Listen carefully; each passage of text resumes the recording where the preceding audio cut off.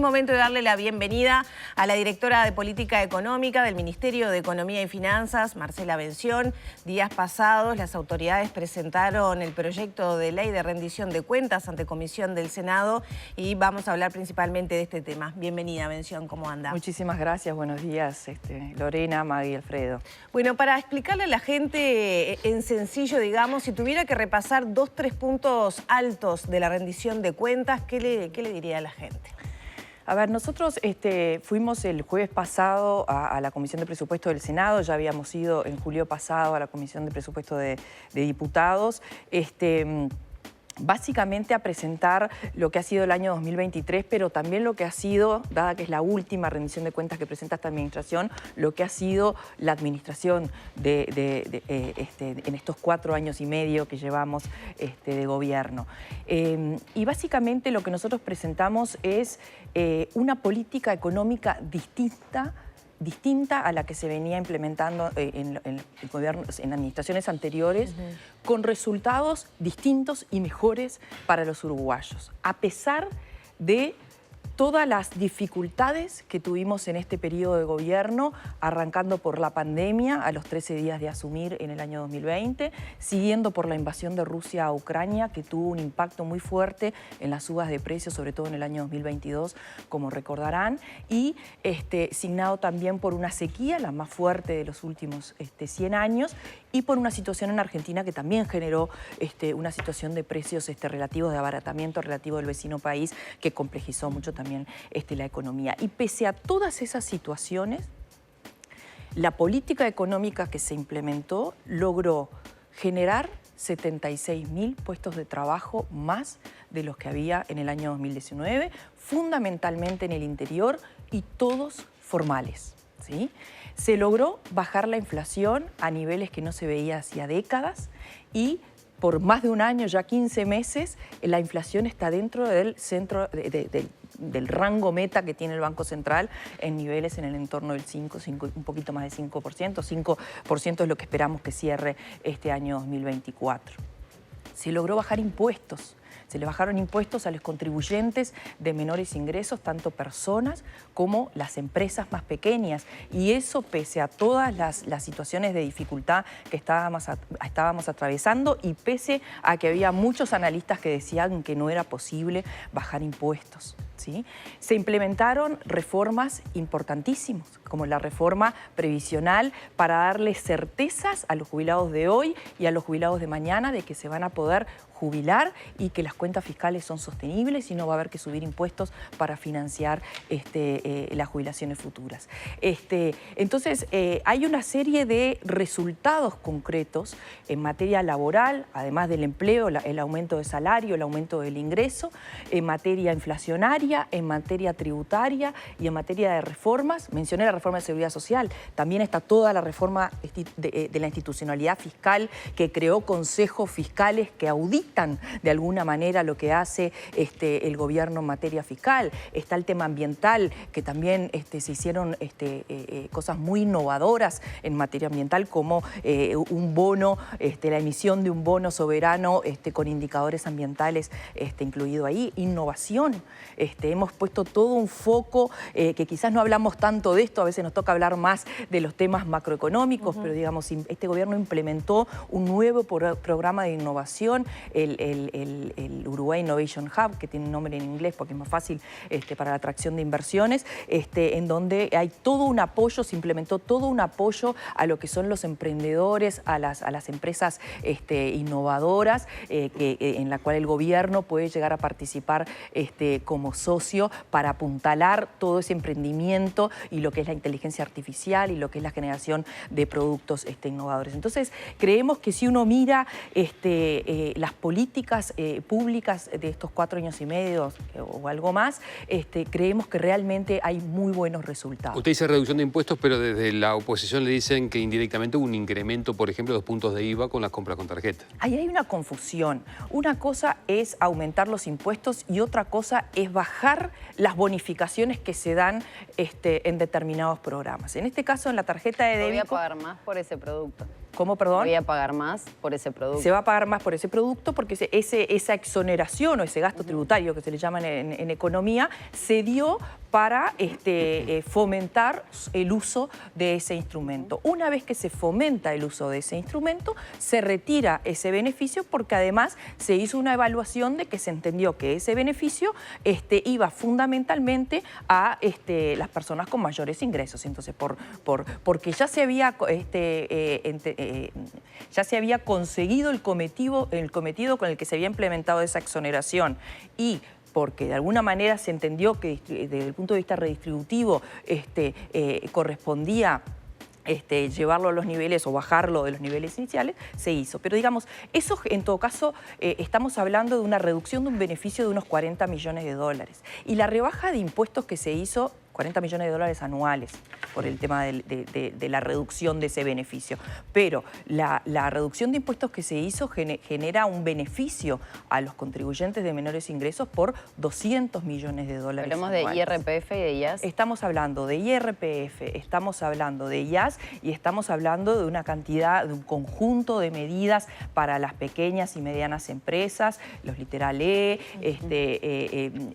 la tributación del IRAE en base a lo que facturan las empresas más pequeñas y no en base a un ficto, que era un pedido que se había hecho para los monotributistas, para las pequeñas y medianas empresas. Ahí esos 200 millones de dólares abarcan esas poblaciones, ¿sí? Tanto personas como las menores empresas del país. Desde la oposición también se señala que los datos de pobreza se omiten en este análisis, donde todavía hay mucho para hacer en ese sentido, 40.000 pobres más, sobre todo enfocada en niños, niñas y adolescentes.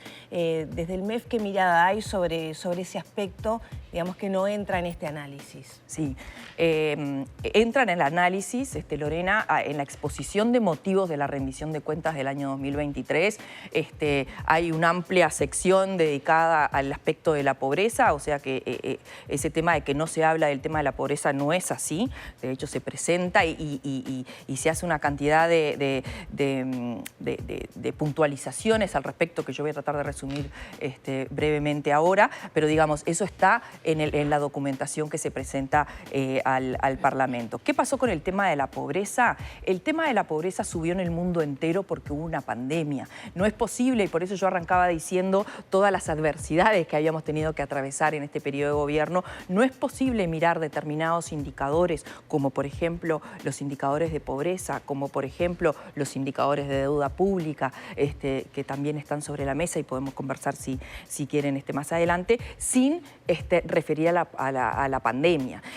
Lo que claramente dejó la pandemia de manifiesto es que había personas muy cercanas a la línea de pobreza, levemente por encima, si se quiere, que con la pandemia cayeron en situación de pobreza medida por los ingresos monetarios, porque así es como mide el Instituto Nacional de Estadística la pobreza en Uruguay, a través de los ingresos. Entonces, yo creo que en primer lugar hay que mirar, no podemos hablar de pobreza sin referir a la pandemia. La pobreza llegó casi al 12% en el año 2020, en el pico de la pandemia, y afortunadamente a partir de ahí se ha podido bajar los guarismos de pobreza y están en el entorno del 10%, cuando en el 2019 estaban cerca del 9%, ¿sí? Para tratar de dimensionar también de qué estamos hablando, ¿sí? Entonces, eso en primer lugar. En segundo lugar, ¿cuáles fueron las políticas económicas que implementó este gobierno ante la situación de pandemia? Claramente fue reforzar los apoyos a esa población vulnerable. Les doy algunas cifras. En el año 2019 las transferencias monetarias, los apoyos a los segmentos más vulnerables eran de unos 260 millones de dólares. En el año 2020, esos apoyos subieron a 650 millones de dólares. En el año 2021, a 530 millones de dólares. En el año 22 y 23, más de 400 millones de dólares por año para apoyar a esa población vulnerable. O sea que en el último año que pasó, en el año 2023, se están destinando 400 millones de dólares de apoyo a esas poblaciones vulnerables, cuando en el 2019 eran de cerca de 300 millones de dólares. Tenemos más de un 30% más de apoyo a esos segmentos, con lo cual, vuelvo y digo, esto no es por las políticas públicas, esta situación de vulnerabilidad. Claramente es por una situación de pandemia y porque había personas muy vulnerables antes de la pandemia. Ahora, ¿qué creemos nosotros? ¿Qué hemos hecho también? Recuperar el empleo, porque en realidad la fuente genuina de salir de esa situación de pobreza es la generación de empleo, y por eso es que nos hemos focalizado muchísimo, y la ministra siempre lo dice, la variable fundamental por excelencia en el Ministerio de Economía y Finanzas es el empleo, porque esa es la forma genuina de poder recuperar a las personas más vulnerables y darles una fortaleza y una estabilidad.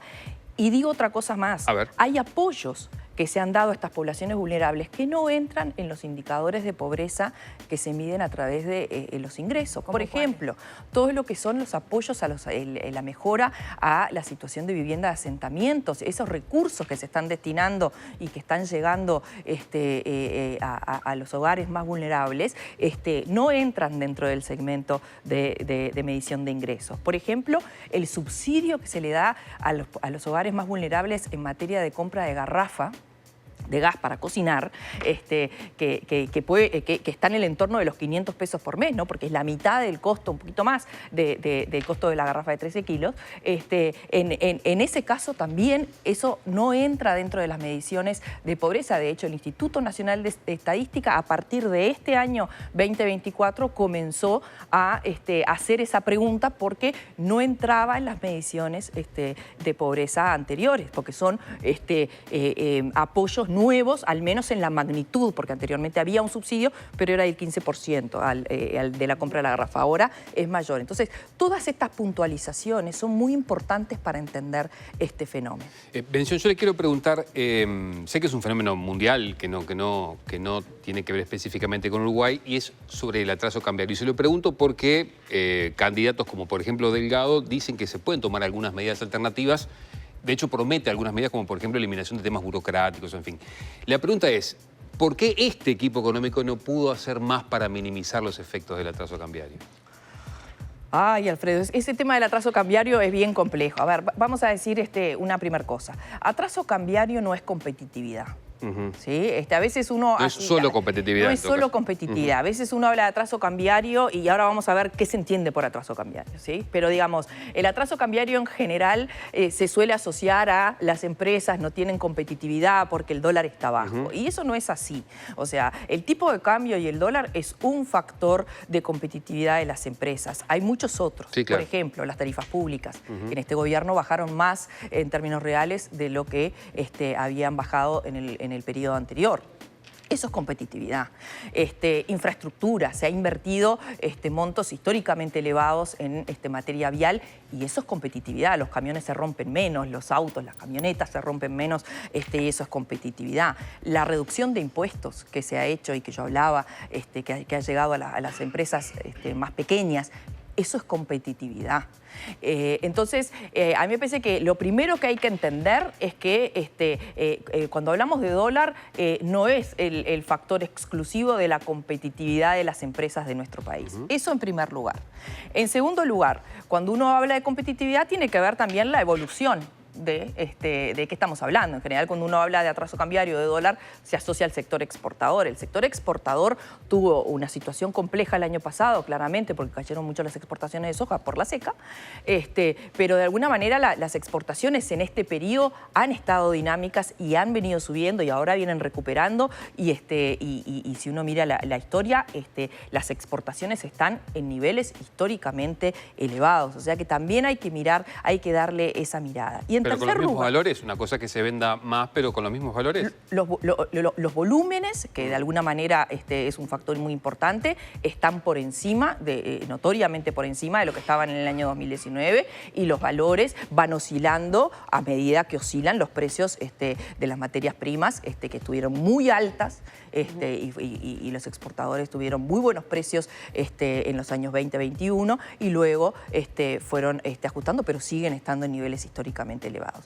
Y vuelvo y digo el concepto de atraso cambiario. En general, el atraso cambiario en el colectivo se entiende como un dólar que está siendo contenido a la baja por alguna razón que el gobierno quiere, por ejemplo, para mantener baja la inflación. Eso es lo que en general muchos economistas uno escucha decir. Y entonces se tiende a pensar que el atraso cambiario es un dólar que está artificialmente bajo porque el gobierno lo mantiene bajo por alguna razón. Eso no es lo que ocurre actualmente en la economía uruguaya. El Banco Central hace 3 años que no interviene en el mercado de cambios. Por lo tanto, el valor que hoy tiene el dólar es el que surge genuinamente de la interacción de la oferta y la demanda en el mercado de cambios de nuestro país. O sea que el valor que hoy tiene el dólar es el que surge de la situación o de los fundamentos que el país actualmente tiene. Y lo hemos explicado en más de una oportunidad. El hecho de que las exportaciones en dólares estén en niveles históricamente elevados genera un ingreso de dólares que obviamente deprime el valor del dólar. Lo mismo las inversiones extranjeras. En la medida en que tenemos récord de inversión extranjera y dólares ingresando al país, eso también genera un dólar más bajo. Pero no es porque el gobierno está sosteniendo el dólar bajo por algún motivo que quiera lograr otro cometido. Eso no ocurre. Atención, otra de las promesas de campaña en el año 2019 era mejorar el equilibrio de las cuentas públicas, ¿no? Sí. Lo que tiene que ver con el déficit fiscal. Así es. Repasando los datos, hoy nos ubicamos por los 12 meses cerrados a julio en 3,4% del déficit fiscal, que es el mismo que cerró 2019. Sí. ¿Qué le podemos explicar? ¿No se pudo cumplir con esa promesa? No, a ver, vamos para poner los números en claro. En el año 2019, el déficit del gobierno central y BPS, que básicamente es, si se quiere, porque uno en el sector público tiene el gobierno central BPS, tiene las empresas públicas, tiene el Banco Central, tiene el Banco de Seguros y las intendencias, ¿sí? Hay mediciones de la Seguridad Social. Hay mediciones sobre todo ese perímetro o se puede medir el gobierno central BPS, que tú, Maggie, estabas hablando de este último, ¿sí? Gobierno central BPS, que en realidad es el perímetro fiscal, si se quiere, que tiene más déficit dentro del sector público, porque es donde caen todo lo que son el pago de jubilaciones, los apoyos estos que estábamos hablando a los hogares más vulnerables. Entonces, el gobierno central BPS a julio anunciaba un déficit fiscal de 3,5% del PIB. En el 2019 ese déficit era de 3,9% del PIB, o sea que si vamos a hablar de números, hoy sigue siendo más bajo que el que había en el año 2019. No es correcto comparar julio con diciembre. Nosotros lo dijimos el año pasado. ¿Se acuerdan que el año pasado a esta altura del año teníamos un déficit fiscal de 4% del PIB? Y estaban las voces de alerta y nosotros decíamos, esperen a que termine el año. Va a cerrar en 3,2% del PIB. Bueno, cerró en 3,3% del PIB. ¿Sí? Lo mismo, se puede esperar lo mismo para el Lo próximo mismo estamos esperando este año, que la recaudación que estuvo muy floja en estos primeros meses del año recupere hacia fin de años y eventualmente ese déficit que hoy está en 3,5% del gobierno central BPS pueda cerrar en torno al 3,1%. Así que primero puntualizar los números. Segundo, ¿qué está pasando con el déficit a julio, que está en 3,5%? Lo que les mencionaba, la recaudación está siendo menor a lo esperado. ¿Por qué? Porque la inflación está siendo menor a lo esperado, ¿sí? Por los precios, efectivamente. Y el gobierno recauda en función de los precios que hay en la economía. Si yo cobro el 22% del IVA sobre este vaso y pensaba que este vaso iba a salir 100 pesos, pensaba recaudar 22 pesos. Y si la inflación se mantiene baja, ¿por qué aumentaría la recaudación de cara a diciembre? Ahora voy a eso, porque el nivel de actividad va a recuperar, pero digamos, la inflación está más baja, entonces yo en lugar de 22 pesos de este vaso que valía 100, estoy recaudando menos de 20 pesos de IVA porque no vale 100, vale 90. ¿Sí? Y eso fue una sorpresa inflacionaria que tuvimos tanto el Ministerio de Economía como el Banco Central.